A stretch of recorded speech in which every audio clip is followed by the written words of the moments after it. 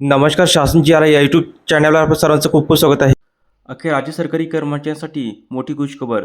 वेतनात तब्बल 15% वाढ. त्या संदर्भात या एपिसोडच्या माध्यमातून संपूर्ण अपडेट सविस्तरपणे पाहण्याला सुरू करूया.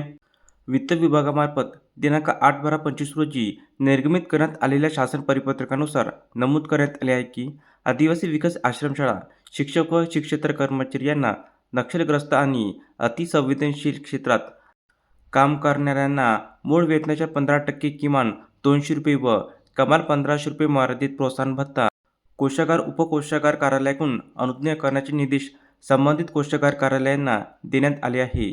सदर भत्ता हा 7वा वेतन 6वा वेतन आयोगातील मूळ वेतनाच्या 15% किमान ₹200 तर कमाल ₹1500 कमाल मर्यादेत दरमहा भत्ता अनुज्ञेय करण्यात येणार आहे.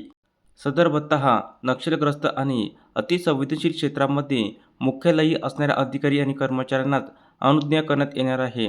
मात्र नक्षलग्रस्त आणि अतिसंवेदनशील क्षेत्र वगळता इतर क्षेत्रात कार्यरत असणाऱ्या सदर लाभ मिळणार नाही. या निर्णयामुळे आदिवासी विकास अंतर्गत येणाऱ्या शिक्षक आणि शिक्षकेतर कर्मचाऱ्यांना सदर वाढीव प्रोत्साहन भत्त्याचा लाभ मिळणार आहे. तसेच देय असल्यास प्रोत्साहन भत्ता फरकाची रक्कम देखील अनुज्ञेय केली जाणार आहे. तर अशा प्रकारे राज्य सरकारी कर्मचारी संदर्भात अतिशय महत्त्वपूर्ण अपडेट या एपिसोडच्या माध्यमातून आपण पाहिली आहे.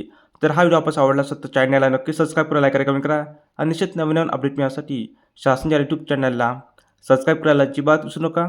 धन्यवाद.